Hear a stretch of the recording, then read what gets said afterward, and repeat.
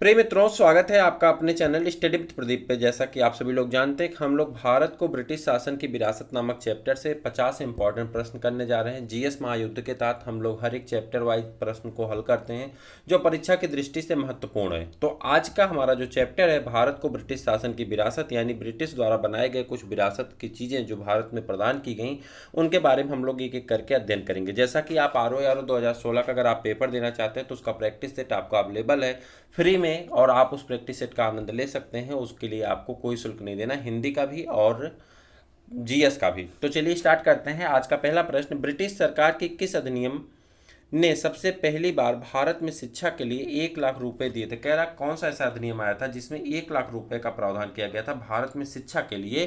तो आप कहेंगे चार्टर अधिनियम 1813। जैसा कि आप जानते हैं कि हम लोग भारतीय संविधान और राज्य व्यवस्था स्पेशली 3 तरीके से पढ़ रहे हैं फाउंडेशन बैच में, और अगर वहाँ पे हमने एक एक करके हर एक मुद्दे पे चर्चा किया। अगर आप नहीं देखें तो उस वीडियो को जरूर देखिए और उस श्रृंखला का लाभ जरूर उठाइए। चाहे आप UPSI देना चाहते हैं, चाहे UPSC देना चाहते हैं, या RO देना चाहते हैं, सबके लिए बहुत महत्वपूर्ण है। इवन बिहार PCS भी देना चाहते हैं तो उसके लिए महत्वपूर्ण है। चैप्टर वाइज चीज़ें चल रही वहाँ पे। तो स्वतंत्रता पूर्व अवधि में, नेक्स्ट प्रश्न को देखते हैं। बातें कम, आप ज़्यादा प्रश्न करते हैं, जल्दी जल्दी करते हैं, ठीक है। स्वतंत्रता पूर्व अवधि में ब्रिटिश सरकार द्वारा भारत में आधुनिक शिक्षा के लिए प्रसार का मुख्य उद्देश्य था। कह रहा है आधुनिक शिक्षा के प्रसार का मुख्य उद्देश्य क्या रखा गया था? क्यों उन्होंने आधुनिक शिक्षा का प्रसार करना शुरू किया? तो उसका एक कारण था कि छोटे प्रशासनिक पदों पर नियुक्ति हेतु शिक्षित भारतीयों की आवश्यकता थी।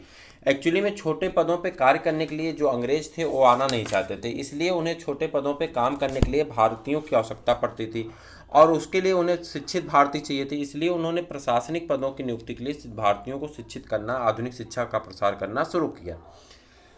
भारत में अंग्रेजों ने प्रथम मदरसा कहाँ स्थापित किया था? बहुत इंपॉर्टेंट क्वेश्चन है, UPPCS 2006 में पूछा गया, लेकिन उसके बावजूद भी रिपीट हुआ कई बार, तो हो सकता है अपडेट ना हो बुक में, तो इसके लिए आप देख लीजिए। तो आप इसका बताएंगे भारत में अंग्रेजों ने प्रथम मदरसा कहाँ स्थापित किया था? तो आपको याद है कहाँ पर स्थापित किया था? कलकत्ता में स्थापित किया था, ठीक है। आगे बढ़ जाते हैं। निम्नलिखित कार्यों में सर्वप्रथम किसकी स्थापना हुई थी? नीचे कुछ कॉलेज दिए गए हैं और उसमें पूछ रहा है सर्वप्रथम किसकी स्थापना की गई थी। तो हिंदू कॉलेज कलकत्ता दिया गया है, दिल्ली कॉलेज दिया गया है, मेयो कॉलेज दिया गया है, और मुस्लिम एग्लो ओरिएंटल कॉलेज दिया गया। तो आपसे पूछ रहा है किसकी स्थापना पहले हुई थी? तो आप कहेंगे हिंदू कॉलेज कलकत्ता की स्थापना पहले हुई थी। हंटर कमीशन की रिपोर्ट में विकास पर विशेष जोर दिया गया। हंटर कमीशन की जो रिपोर्ट आई उसमें विकास पर क्या किया गया? जोर दिया गया, विशेष जोर दिया गया। तो इसके बारे में आपको बताना है किसके विकास पर जोर दिया गया। यहाँ पे एक शब्द यहाँ पर लगा हुआ, किसके विकास में जोर दिया गया, तो आपको ये बताना किसके विकास में जोर दिया गया। तो आप जानते हैं प्राथमिक शिक्षा पर। हंटर कमीशन प्राथमिक शिक्षा पर बहुत जोर देता था। नेशनल काउंसिल ऑफ एजुकेशन की स्थापना कब हुई थी? नेशनल काउंसिल ऑफ एजुकेशन की स्थापना कब हुई थी, इसके बारे में आपको बताना है। नेशनल काउंसिल ऑफ एजुकेशन की स्थापना कब हुई थी? तो नेशनल काउंसिल ऑफ एजुकेशन की स्थापना हुई थी 15 अगस्त 1906 को। याद रख लीजिएगा, प्रश्न पूछा जा सकता है 15 अगस्त 1906 को। शिक्षा में सुधार हेतु ब्रिटिश सरकार ने सैंडलर विश्वविद्यालय आयोग कब नियुक्त किया? शिक्षा में सुधार हेतु ब्रिटिश सरकार ने सैंडलर विश्वविद्यालय आयोग कब नियुक्त किया? तो इसके बारे में आपको बताना कि सैंडलर जो आयोग आया था, सैंडलर आयोग, वो कब नियुक्त किया गया था? तो इसके बारे में आपको बताना। जल्दी से आंसर कर दीजिए।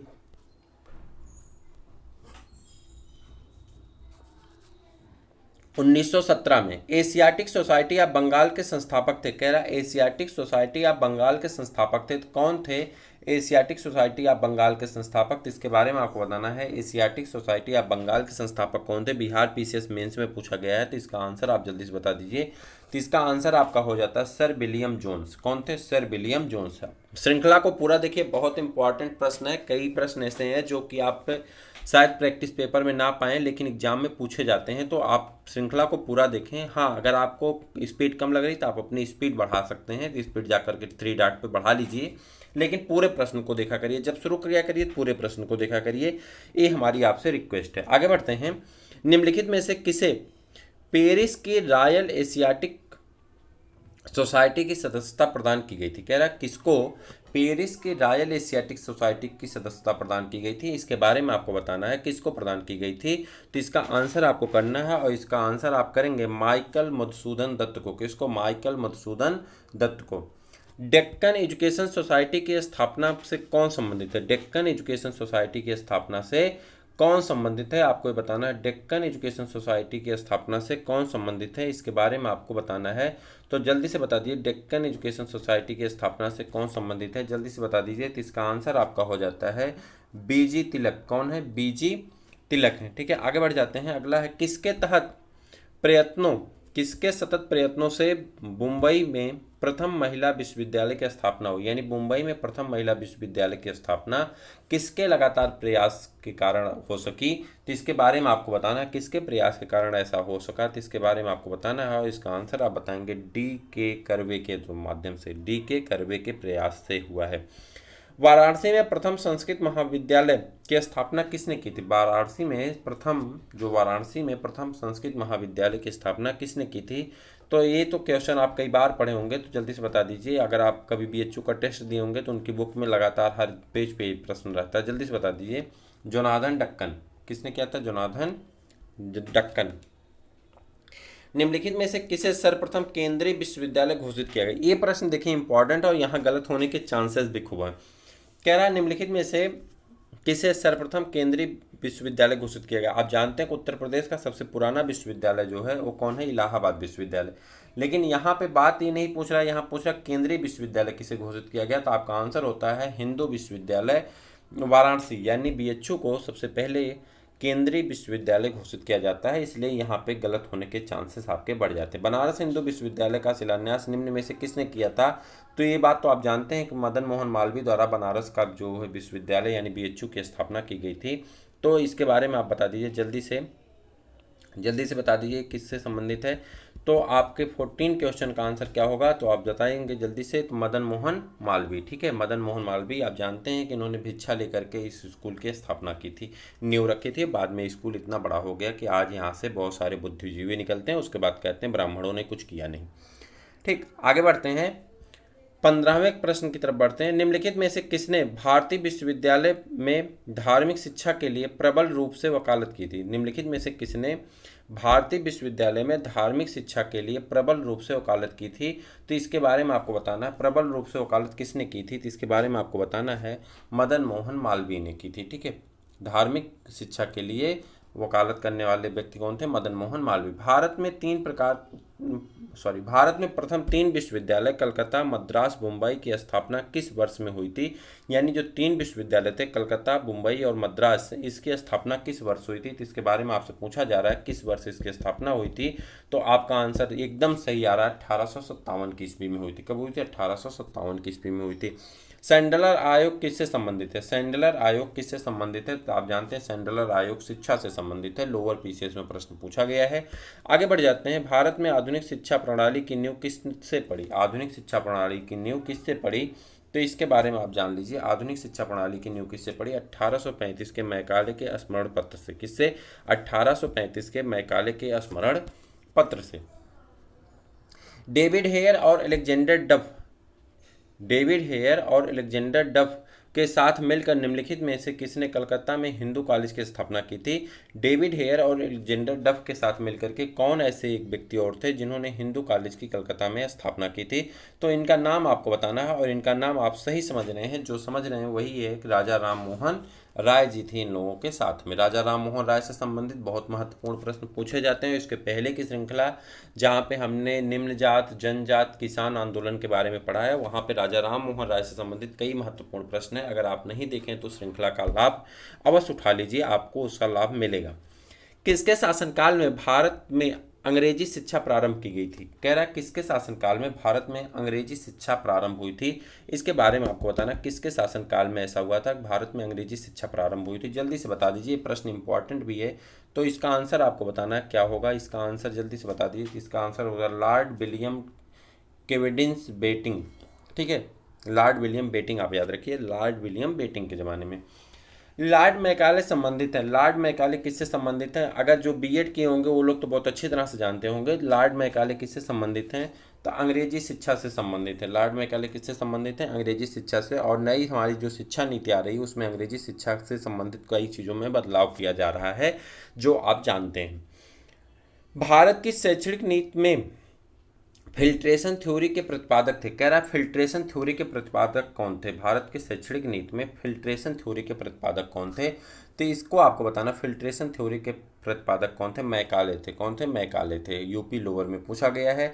भारत में औपनिवेशिक काम में अधोमुखी निस्यंदन सिद्धांत किस क्षेत्र से संबंधित है। अधोमुखी निस्यंदन सिद्धांत किस क्षेत्र से संबंधित है, किससे संबंधित है, शिक्षा से संबंधित है। किससे संबंधित है, शिक्षा से संबंधित है।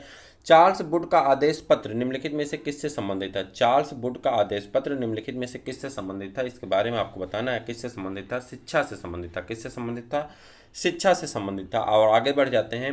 निम्नलिखित में से किसने कालिदास की प्रसिद्ध रचना शाकुंतलम है, मान लीजिए यहाँ शकुंतला लिखा है, शाकुंतलम की पहली बार अंग्रेजी में अनुवाद किया था। ये प्रश्न बहुत इंपॉर्टेंट है। कालिदास की शकुंतलम एक रचना है जिसे शकुंतला यहाँ पर लिखा गया है, उसकी अंग्रेजी में अनुवाद करने वाला व्यक्ति कौन है। और एक प्रश्न आपसे बहुत इंपॉर्टेंट है, कहीं भी पूछा जा सकता है, सर विलियम जोन्स है। कौन है, sir William Jones. UDA LDA में पूछा गया है, हो सकता है इस बार भी पूछ लिया जाए, तो याद रखिएगा। निम्नलिखित अंग्रेजों में से कौन था जिसने सर्वप्रथम भगवत गीता का अंग्रेजी में अनुवाद किया था। कह रहा है निम्नलिखित में से जो ये लोग हैं जो नीचे दिए गए हैं, इसमें से श्रीमद् भगवत गीता यानी भगवत गीता का अंग्रेजी में अनुवाद किसने किया था। तो आप सही जा रहे हैं, विल्किंस किए थे। कौन किए थे, विल्किंस किए थे। चार्ल्स विल्किंस किए थे और आपका आंसर सही है। तो याद रखिएगा, शकुंतलम को सर विलियम जोन्स ने और विल्किंस ने भगवत गीता का अंग्रेजी में अनुवाद किया है। चार्टर अधिनियम 1813 भारत के लिए महत्वपूर्ण समझे जाने का निम्नलिखित में से कौन सा एक कारण। कह रहा है 1813 क्यों महत्वपूर्ण समझा जाता है, इसका क्या एक मुख्य कारण है, इसके बारे में आपको आंसर बताना है। तो इसका एक मुख्य कारण है, इसके द्वारा भारतीयों की शिक्षा के लिए वित्तीय प्रावधान किया गया था। 1813 में भारतीयों को शिक्षा के लिए 1 लाख का वित्तीय प्रावधान किया गया था, जो कहीं ना कहीं महत्वपूर्ण है। पश्चिम भारत के डी के कर्वे का नाम निम्नलिखित में से किससे संबंध में आता है या किससे संबंधित है, आपको ये बताना है कि डी के कर्वे किससे संबंधित है। आप याद करिए, अभी ऊपर एक प्रश्न आया था डी के कर्वे से संबंधित, जिसमें आप बताए थे कि मुंबई में महिला विश्वविद्यालय के लिए इन्होंने बहुत प्रयास किया था। तो यहाँ पे आपसे फिर पूछा जा रहा है किससे संबंधित है। तो किससे संबंधित है, स्त्री शिक्षा से संबंधित है। किससे संबंधित है, स्त्री शिक्षा से संबंधित है। मुगल काल में जिस मदरसे में मुस्लिम न्याय शास्त्र की पढ़ाई की विशिष्टता हासिल की वह स्थित है। कह रहा है मुगल काल में जिस मदरसे ने मुस्लिम न्याय शास्त्र की पढ़ाई में विशिष्टता हासिल की वह स्थित था। कहाँ पे स्थित था, ये आपको बताना कहाँ पे स्थित था। तो आपके अवध में यानी लखनऊ में स्थित था। कहाँ पे स्थित था, आपके लखनऊ में। अधोलिखित कालजों को श्रेणीबद्ध कीजिए, यानी श्रेणीबद्ध करना है आपको, श्रेणीबद्ध करके आपको उसका आंसर देना है। तो यहाँ पर अगर आप देखेंगे तो इसका आंसर आपका हो जाता है, जल्दी से बता दीजिए इसका आंसर आपका क्या हो जाता है, यानी कलकत्ता मदरसा है, उसके बाद हिंदू कॉलेज है, हिंदू कॉलेज के बाद आपका क्या है, फोर्ट विलियम कॉलेज है, और फिर संस्कृत कॉलेज है। ठीक है, आगे बढ़ जाते हैं। शिक्षा आयोग दिए गए हैं, उनके गठन दिए गए हैं, और वायसराय उससे संबंधित वायसराय के बारे में, शिक्षा आयोग और गठन उससे संबंधित वायसराय के बारे में पूछा जा रहा है। 3 लोगों के बारे में यहाँ पे दिया गया है और प्रश्न यहाँ से पूछा ही जाता है, इसलिए इस प्रश्न का आंसर देना आपके लिए उचित भी है और लाभदायक भी है। तो चलिए सबसे पहले बताइए कि चार्ल्स वुड डिस्पैच जो कमीशन है यह किससे संबंधित है। तो इसका आंसर आपका हो जाता है Charles Wood dispatch Lord Dalhousie से संबंधित है। किससे संबंधित है, लॉर्ड डलहौजी से संबंधित है। हंटर कमीशन किससे संबंधित है, हंटर कमीशन किससे संबंधित है, इसके बारे में आपको बताना है। हंटर कमीशन लॉर्ड रिपन से संबंधित, किससे संबंधित, लॉर्ड रिपन से। और रेले कमीशन बचता है तो लॉर्ड कर्जन से संबंधित है। अब ये प्रश्न देख लीजिए कहाँ एसएससी में पूछा गया है, यूपीपीसीएस में पूछा गया, आरएएस में पूछा गया, कई जगह पूछा गया है। ठीक है, निम्नलिखित में से किसने वर्नाकुलर प्रेस एक्ट का परिवर्तन किया, वर्नाकुलर प्रेस एक्ट का परिवर्तन किसने किया, इसके बारे में आपसे पूछा जा रहा है, जल्दी से बता दीजिए किसने किया।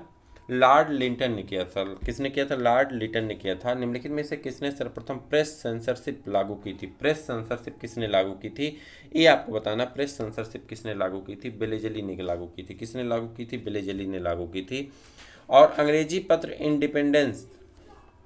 इंडिपेंडेंट जुड़ा हुआ है, अंग्रेजी पत्र इंडिपेंडेंट जुड़ा हुआ है, किससे जुड़ा हुआ है तो इसके बारे में आपको बताना है। अंग्रेजी पत्र इंडिपेंडेंट जुड़ा हुआ है, तो आप सही बता रहे हैं, सही चीज़ है। किससे जुड़ा है? मोतीलाल नेहरू से जुड़ा। बहुत सही, वेरी गुड।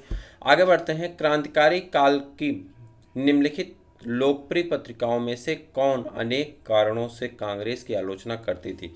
कह रहा क्रांतिकारी काल की जो पत्रिकाएं थी वो उसमें से लोकप्रिय पत्रिकाएं थी जो कि कांग्रेस की आलोचना किया करती थी, उसके बारे में आपको बताना है को कौन सी पत्रिका ऐसी है। तो वो पत्रिका कौन थी? केसरी, काल और बंगवासी, ये तीनों पत्रिकाएं कांग्रेस का विरोध किया करती थी। भारत में प्रकाशित पहला समाचार पत्र निम्नलिखित में से कौन सा था? देखिए यूडीएलडी में पूछा गया है, भारत में प्रकाशित पहला समाचार पत्र निम्नलिखित में से कौन था? और आपका आंसर मुझे उम्मीद है 100% सत्य ही है, the Bengal Gazette. Very good.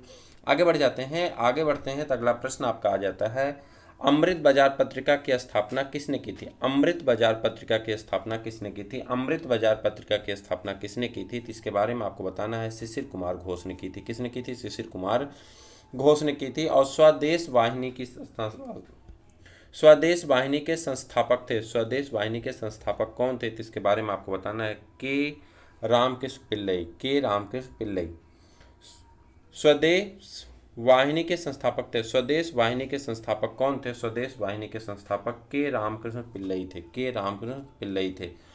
और लोकमान्य बाल गंगाधर तिलक ने स्वतंत्रता संग्राम की सेवा के उद्देश्य से कौन सा समाचार पत्र प्रारंभ किया था? कह रहा है लोकमान्य बाल गंगाधर तिलक ने स्वतंत्रता संग्राम की सेवा के उद्देश्य से कौन सा समाचार पत्र प्रारंभ किया था? तो इसके बारे में बताना, कौन सा समाचार पत्र प्रारंभ किया था? तो केसरी। कौन सा समाचार पत्र था? केसरी था जो इन्होंने प्रारंभ किया था। कौन सा? केसरी। बाल गंगाधर तिलक किससे संबंधित है? केसरी से संबंधित है। और निम्नलिखित में से किसने सोम प्रकाश नामक समाचार पत्र प्रकाशित किया? सोम प्रकाश नामक समाचार पत्र बहुत इंपॉर्टेंट है समाचार पत्र, जल्दी से बता दिए। सोम प्रकाश, सोम प्रकाश, सोम प्रकाश, जल्दी से बताइए।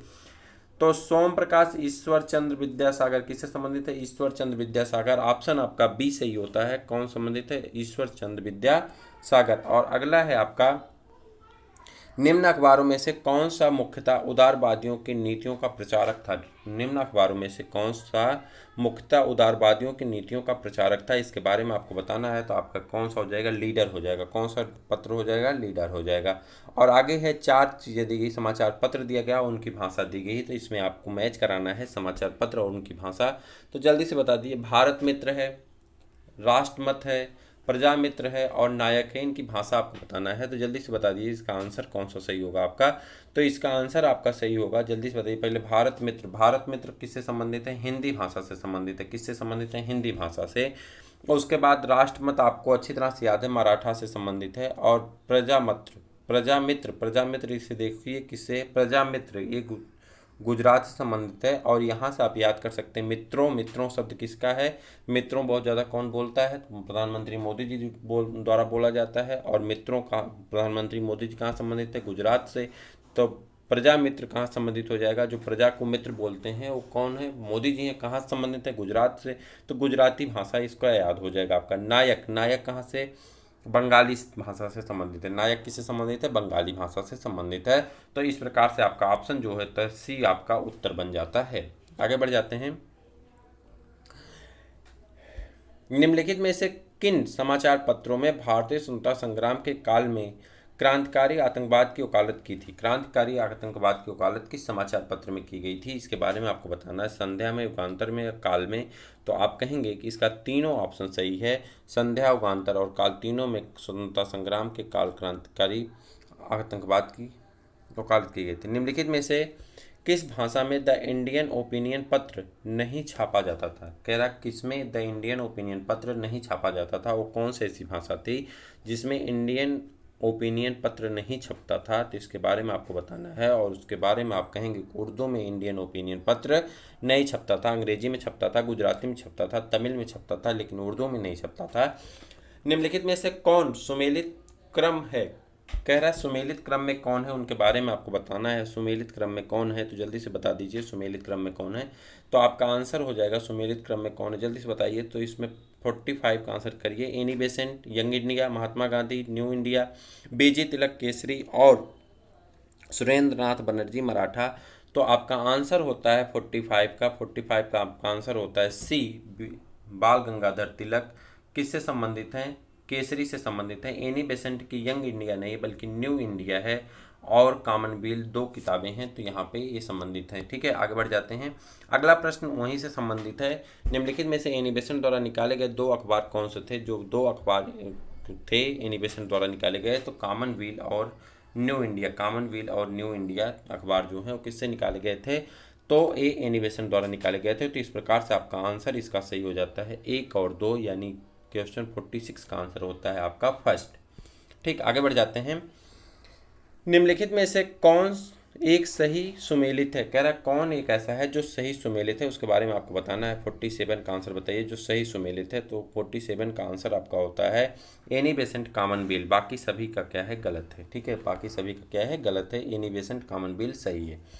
निम्नलिखित में से किसने कौमी आवाज पत्र का आरंभ किया था? कह रहा है कौन ऐसा है जो कौमी आवाज पत्र का आरंभ किया था, उसके बारे में आपको बताना। कौमी आवाज पत्र का, तो जवाहरलाल नेहरू ने। आगे बढ़ जाते हैं। निम्नलिखित युग्मों में से कौन सा सही सुमेलित नहीं है, उसके बारे में आपको बताना। कौन सा ऐसा युग्म है जो सही सुमेलित नहीं है?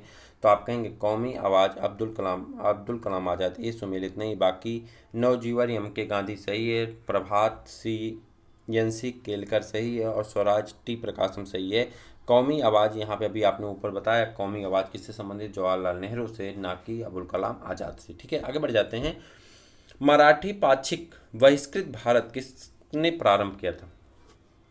मराठी पाक्षिक यानी पक्ष वर्ग में आता था, एक पक्ष में आता था। बहिष्कृत भारत, जिसका नाम क्या है? बहिष्कृत भारत, किसने प्रकाशित किया था? इसके बारे में आपको बताना है। किसने आरंभ किया था, इसके बारे में आपको बताना है। तो यह होगा भीमराव अम्बेडकर ने। किसके द्वारा? BR अम्बेडकर द्वारा। और आज का यहीं पे हमारा प्रश्न की श्रृंखला आज की कंप्लीट होती है। हमने आज जो है इन चैप्टर से 50 प्रश्नों को लिया था, और मुझे उम्मीद है कि सभी प्रश्न आपको परीक्षा की दृष्टि से महत्वपूर्ण हैं ही, साथ में आपको आगे आने वाले भविष्य में इसका लाभ भी मिलेगा। तो चैनल को सब्सक्राइब कर लें और प्रत्येक दिन की श्रृंखला देखते रहें। अगर आप चैनल पर नए हैं तो चैनल पे आपको मैं बता दूं GS की क्लासेस आपकी चलती, GS महायुद्ध की, और साथ में RO का प्रैक्टिस पेपर चल रहा है, जरूर किया करिए, आपको उसका लाभ मिलेगा अगर आप RO का पेपर देना चाहते हैं तो।